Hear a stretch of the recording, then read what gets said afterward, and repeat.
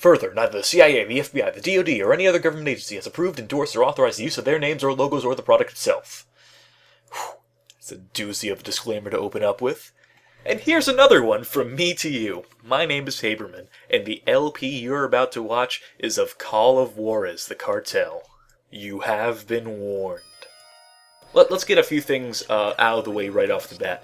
This game, released in 2011 by Ubisoft, developed by Techland, third installment in the Call of Juarez series. First two games took place in the Wild West. This game does not. It takes place in modern times and touches upon some modern issues, namely the Mexican cartels, human trafficking, drug wars, gang violence, and some have argued, some have criticized the game for treating these issues with a degree of insensitivity by presenting misinformation, blatant misinformation. Some have gone as far as to call the game racist. And I can see all these things, I can understand these criticisms, but I'm not going to touch upon these criticisms during the LP, or at least not too often. I'll point out some of the more blatant examples of misinformation, but for the most part, I'm going to be criticizing the game for being a bad game. So if you're going into this LP expecting me to point out like every little instance of racism and insensitivity, get all preachy like that, you're watching the wrong playthrough of this game. I'll go ahead and recommend to you a video by Extra Credits about this game up on the Penny Arcade website. Those guys take games way too fucking seriously, and if you take games too fucking seriously, you may enjoy that video. For the rest of you, we're about to begin, so first things first, we're gonna go through some of the options, which is quickly becoming my sort of director's trademark. Oh, fucking Christ. Okay, first criticism right off the bat, mouse sensitivity. We're playing this on PC, as you may have noticed. The mouse sensitivity in this game is fucked. Audio also fucked, but we'll get to that later. I should mention real quick, as long as we're on the video screen, we're playing this in DirectX 10 or 9. There's a DirectX 11 mode. We're not playing in that because the motion blur makes me physically ill. I'm just going to come out and say it. I don't have motion sickness, but oh my god, that is too much fucking motion blur. Critical reviews of the game have pointed that out as well. And here's the motion sensitivity, mouse sensitivity rather. So that's decent in game, that's good in game, but it means I have to scroll my mouse across my entire mouse pad 2 or 3 times to make it from one corner of the menu to the other, which is not good. But go through some of the controls here for those of you who are curious. Real quick note again about the DirectX 11 thing. I played it on both modes. We're not losing too much quality. We're not losing too much visual quality. It's just the motion blur, basically. The game is very ugly on both graphic setting modes, which is strange because, I mean, this is from Techland. They made the first two Call of Juarez games, which looked nice. Those games looked good. This game does not. I'm thinking, should we start the single player now, or should we? Well, okay, so the multiplayer in this game, the online in this game is sort of dead on arrival. Just to get it out of the way, I'm going to attempt to join a multiplayer match, and I'm willing to bet money we will not be able to, because, like I said, multiplayer dead on arrival. Shit. Has an interesting lobby system. This is the lobby here. It's fashioned after a police station. I think if I join Team Criminals, it'll look slightly different. I have not been able to get into a multiplayer match. I've tried, but we'll try it again here. But I mean, there's some interesting concepts behind this multiplayer mode. There's a pretty, generic leveling system. You have classes or whatever. You can actually demo the guns on this range here. There's some interesting concepts behind it, but at the end of the day, it's standard 8-player team deathmatch and like maybe 1 or 2 other modes. Like I said, I haven't been able to play it. All I've seen of it is hopefully no one will notice that. Good, no one's looking, no one's here. It's good. The multiplayer is capped at 8 players, 4 per team. That seems like a console limit. This is a PC game. They should have been able to up that. But then again, I guess no one's playing it, so what does it fucking matter? Oh, we're actually joining a game. Except we probably won't be able to. It'll probably just... Well, let's see. I'll remain cautiously optimistic. If I can actually join a multiplayer match in this first video, that'd be fucking incredible. Oh, no. We've created our own game, which means that we couldn't find anyone. What a shame. But there's some interesting concepts. Oh, what's this? Joining someone else's game. There may be hope for this yet. If I can get into a match, I'll play a whole match for this episode. But that doesn't look like it's going to happen. There's only one other player, and he's also a cop. So I sincerely doubt we'll be able to get anything going here.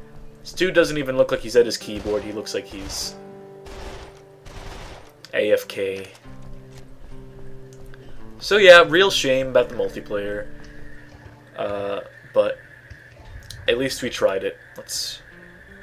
Which one is it gonna kick me back to the menu? Oh. Let's hope this doesn't kick me back to my desktop. Okay, good. We're still here.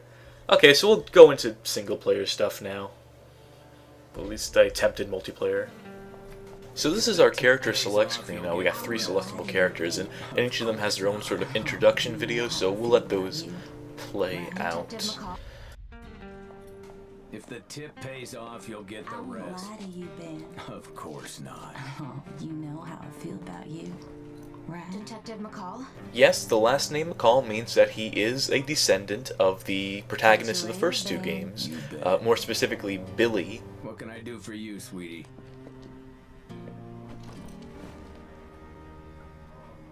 My name's Jessica Stone. You knew my father. He died in that DEA bombing. He left a letter with his lawyer. It said if something happened to him, I should find you. That I could trust you. You may have noticed that the mouth animations in this cutscene are fucking terrible. Don't worry, it carries over to the rest of the cutscenes in the game too. But you were his friend, right? Right. A long time ago. It's just that someone came to our house the day before he died and threatened him. You should be telling this to the DEA, okay? This is way above my pay grade. Stupid girl, you're so dumb you came to the wrong office to report this crime. You're so stupid, I bet that's why your dad killed himself. I bet he killed himself. I bet he killed himself because you're dumb. He said his name was Tony. Who did? The guy who threatened my father. I'm afraid, okay? The way he looked at me with... You know you can't smoke in here, McCall. Aw, gee, I always forget. You know, I've been working here for 30 years, but I always forget about that pesky smoking law. Silly me. Stan, it's McCall. Listen, I need to get in touch with somebody in charge at the AGO. Yeah, I think I have a witness in the bombing case. So that's Ben McCall. You can tell he's kind of an asshole. So naturally, he is the primary protagonist of this game. Gameplay-wise, he's good with revolvers, good with any sort of pistols, really. We're going to be playing as him the most in this game, I would say. But of course, there are 2 other player characters in the game, Kimberly and Eddie. I'll be showing them off at least once or twice, I guess. Depending on which levels they're sort of better in. But mostly we're going to be playing as Ben because I like pistols in this game. They are good at short range, medium range, and long range. And you shouldn't be seeing that notification in the bottom right corner of the screen. That's, I could have sworn I turned those off. Sorry. So that's Ben McCall, not the most likable of characters. Seems to get along well with prostitutes, which will play into the game's story in some ways. And yes, as I mentioned before, he is a descendant of the McCall family, which makes him the primary connection between this game and the first 2 games in the series. But let's move right along to Kimberly Evans, why don't we? Let's go ahead and make this full screen again, why don't we? Go! Now! Go! Yo, you got the money? Yeah, you got the watch? Yeah, I'm wearing the watch right now. Where's the money? It's in the briefcase. There are people out there who pay a lot of good money for this watch. Yeah, I know, I'm one of them. Don't move! DEA on the ground! DEA, spread them! You know, I think this might be the only instance of police doing their jobs properly. I mean, for the rest of the game, we've got dirty cops or, you know, cops who use excessive force and brutality. So this is a nice change of pace for me, who's used to what the game has to offer after this cutscene. FBI? This is a DEA investigation. Sorry, boys. I have a federal warrant for Dion Evans. A federal warrant signed by who? Someone who has a lot more juice than you. Man, what a coincidence that the female character of the game gets to wear a non-regulation uniform that just so happens to show off her cleavage. Very classy, Techland, very classy. You want to end up like our brothers? Fuck. Everybody ends up dead eventually. Yo, life is pain and all that shit, like Linkin Park said, man. Because it's too late for them.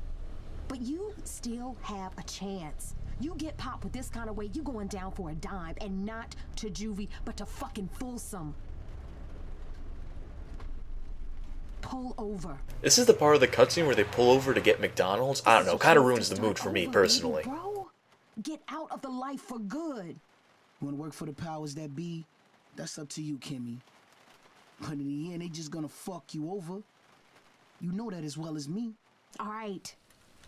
Now get out of here. Go. Go! Hell no. You let me go now, and everybody's gonna think I'm a snitch. Not when you tell them it was your sister who picked your ass up. But then everyone's gonna think I'm a baby bitch, and oh, fucking no point in arguing with you, Kimmy.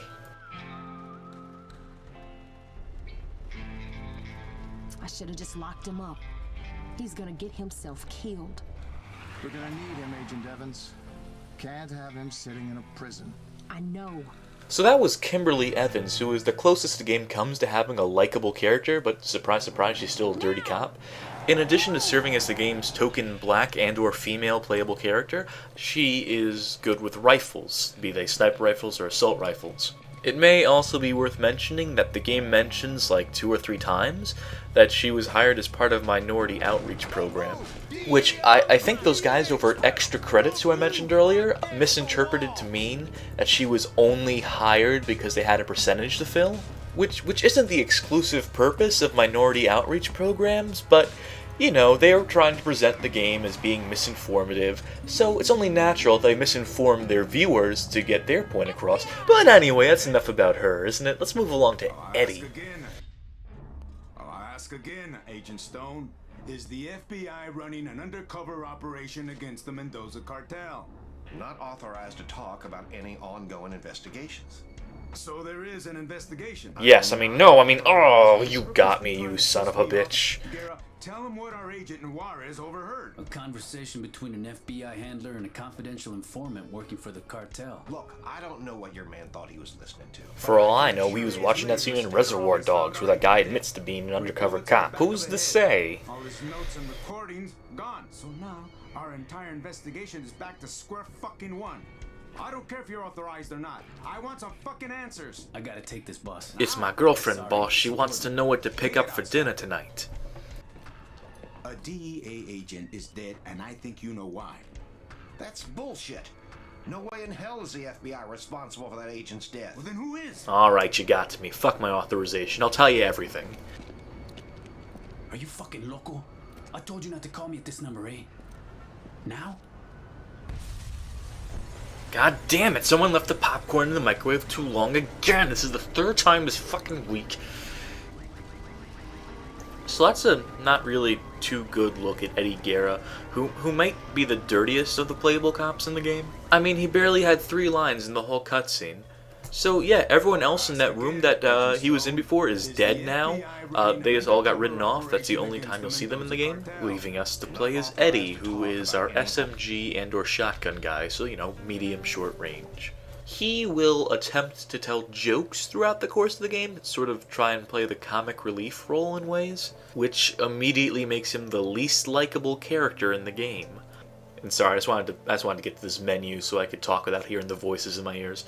So those are our 3 playable characters, and each of them are dirty or crooked in some way, which is actually one of the major gameplay gimmicks in this game, which is that every character, in addition to the primary objectives in the level, will have their own set of secondary objectives, which they'll usually receive by phone call or text message in the middle of the fucking mission, which is tedious in itself. But these submissions will usually have characters stealing from the scene of the crime, stealing wallets, drugs, whatever's lying around. And so, it is, in a co-op match, it is up to you to catch the other players in the match attempting to do their secondary objectives, and you'll get points, you'll get experience points for catching them doing it, and they'll be denied their points. And of course, they're also actively trying to keep an eye on you and make sure you don't get away with stealing from the scene of the crime either, which is a really interesting idea, which we won't be seeing much of since we are playing this alone, and the AI partners that we will be assigned will not attempt to complete their secondary objectives. So we'll be able to steal from the scene of the crime, but we won't be able to see the AI doing it, and they'll rarely catch us, which is kind of a shame.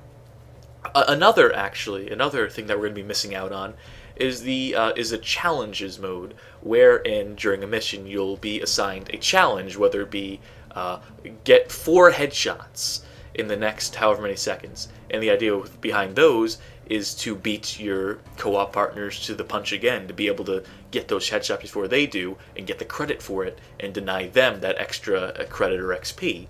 And unfortunately, this is completely absent in a single player mode when you have AI partners, which is, once again, a real fucking shame, because these are the two main gimmicks that would set this game apart from other games, and we won't be able to get at them because the game, because no one is playing this game. Unless one of you guys watching the videos wants to maybe join me for a co-op match, I don't know what else we can do about it, because no one is playing this fucking game. Speaking of game, I guess I've put it off long enough. I guess we're gonna eventually have to show some gameplay in this episode. I don't think that me walking around the lobby counted. So we're gonna jump into the first mission here, which isn't really... Well, you'll see. You'll assume I'm jumping in like midway into something, but I assure you, this is the first thing you see when starting up a new game. And we're gonna play as Ben for it. I don't think it really matters in this mission in particular. It's pretty short too, but nah, I don't really care about my save progress. Bear with it as it loads. Jesus Christ! Are you out of your fucking mind? Fuck. Hey, did you get on the right fucking side of the road? So enjoy this sequence, because it's going to be the only time during the game where we don't have to drive the car, because as I mentioned before, we don't have co-op. And so, when you are the only human player, they force you to drive cars and levels with cars, except for this sequence right at the beginning here. So, this is an on-rail segment. We're shooting at the side of a car here, being chased by unknown assailants.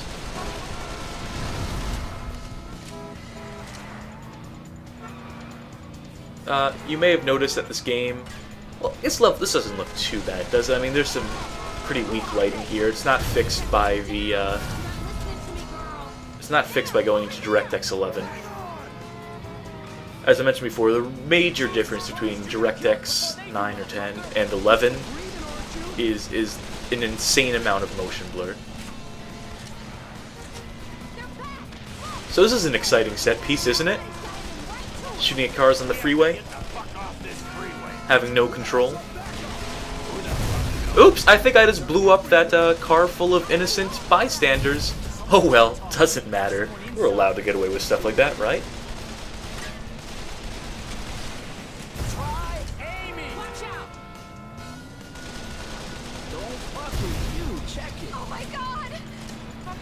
This car actually can't be blown up, as I've discovered, even though, you know, it gets set on fire and all that shit. It just refuses, no matter how many rounds I've pumped into it and however many times I've attempted this bullshit. And why are we stopping here? Oh, okay, there's a car stuck.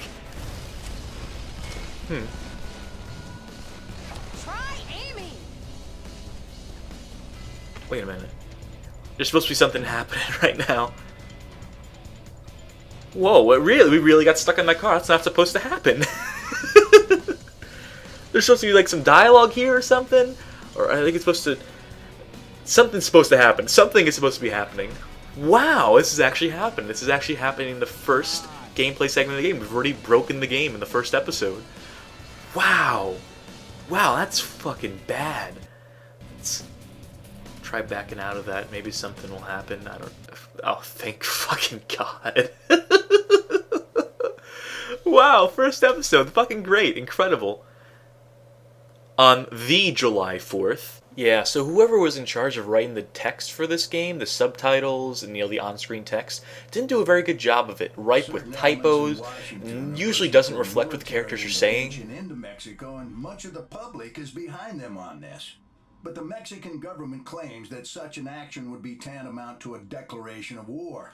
So the president is between a rock and a hard place here. He doesn't want war with Mexico. But then again, 7 federal agents are dead, and that simply can't stand. That's why this should be an FBI investigation. The DEA has compromised itself enough already. FBI? We've been investigating the Mendoza cartel for over a year now. Yeah, that's worked out well. Enough. This interagency bullshit has got to stop. That's why I brought in Assistant Deputy Director Shane Dixon. She created this task force, and she'll be running it.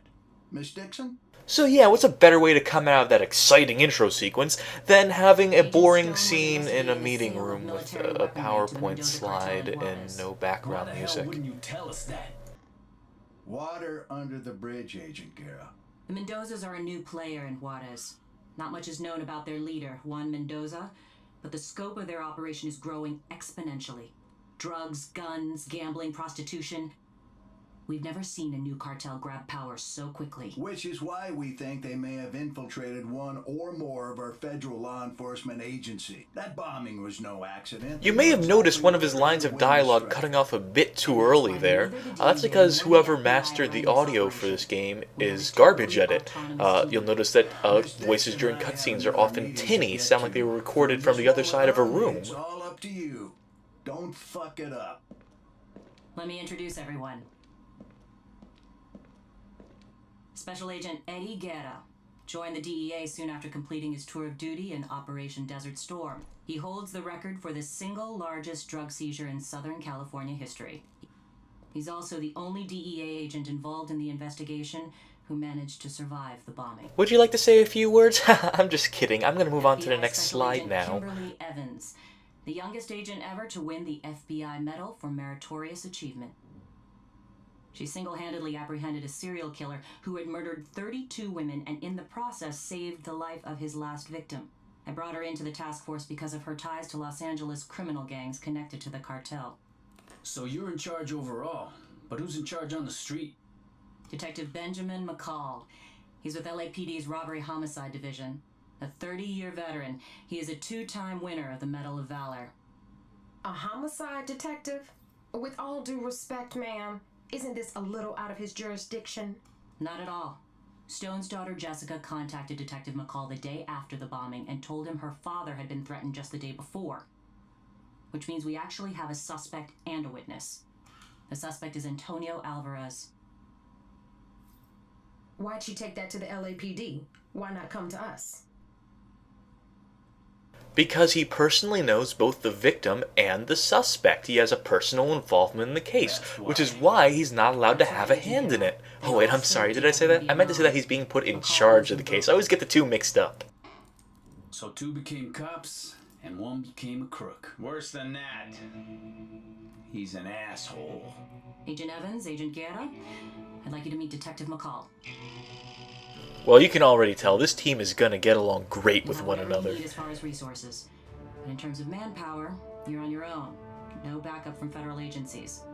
We don't know who we can trust, so you'll only report to me.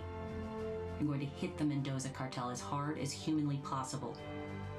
Find and arrest those responsible for that bombing, and protect the witness because without her, we don't have anything. What if we find out the cartel has someone inside the FBI? Or the DEA?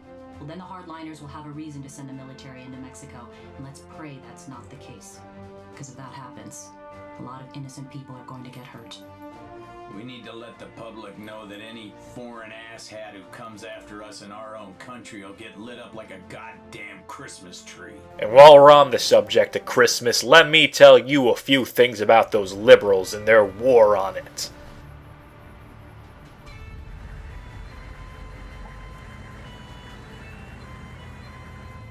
Nice use of a screen wipe there. I didn't know George Lucas had a hand in this production. That would explain a few things.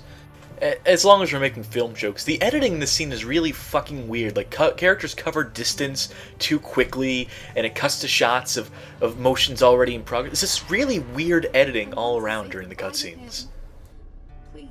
We can't take the risk, mija. It's too dangerous. What do you remember from your father's conversation with Alvarez? Look, I know you're torn up over the death of your father and all that shit, but listen, I have to ask you these questions that you've probably already been asked 3 or 4 times before, so pull yourself together for a minute, bitch. Was he intimidating or bribing him? Either or. Gold or lead. Oro o la chingada. A quick note here, the phrase that Eddie is probably trying to say here is plato o plomo, silver or lead, not gold or lead. Plato o plomo, a catchphrase made popular by Pablo Escobar, who had a bit of a hand in shaping this whole drugs cartel scene that we know and love today. And the deal's probably already done, darling. Maybe not. Araña recently flooded the city with a shitload of new product, eh? Araña? They moving out of East LA? Up and out, chica. They distribute for the cartel. Maybe Mendoza's trying to make a little extra cash for that big weapons buy. Either even selling their shit to the rolling 50s. Well, if that's true, then maybe what we need to do is throw a wrench into the operation and fuck things up. Hey guys, do you think it's really the best idea to be discussing this plan to commit murder and, start a gang war when the daughter of a dead cop is sitting in the back seat? Are you recruiting her into your little squad? Are we going to have some 4-player co-op action later in the game? So what I want you to do is, in this scene, take a good look at Jess's face. You notice the detail that went into modeling it. You can really get a sense of the loss in her eyes, just the stress that she's under, the depression setting in. You can really get a good sense of all that from the dumb, cow-like expression on her face. Good job, modeling department. We need to go poke a stick in a spider's nest. And I think I know just how. Do tell. The enemy of my enemy is my carnal. And with that cutscene finally over, we cut to a television news report, which these serve as the loading screens before levels in this game. Absolutely. The president is determined to stop the spread of drug-related violence. The Mexican government has promised full cooperation. Rebecca Cuellar, LA Times. Do you believe this investigation could be the precursor to a U.S. military incursion into Mexico? At this point, we're not ruling out anything. The president has given me full authority to do whatever is necessary to bring to justice those who would threaten our way of life. From the streets of Los Angeles to the mountains of New Mexico to the Rio Grande, we will hunt these evildoers down. We will seize their drugs, freeze their assets, destroy their arsenals, and hang them high like the outlaws they are. This is war. We have declared war on the Mendoza Cartel. Real professionalism there coming from our Deputy Attorney General. Real good composure. Thank you, Robert Duvall. And that will actually be it for this episode. Yeah, that's right, I'm going to cut it off right before we get into the first level proper. But hopefully you're already starting to develop a sense for how dumb this game is. Just how utterly and completely stupid this game is. Which, is a trait that I don't mind personally in most games. When it's coupled with bad gameplay, though, and just really dull action, well, let's just say I wouldn't be LPing this game if it were any good whatsoever.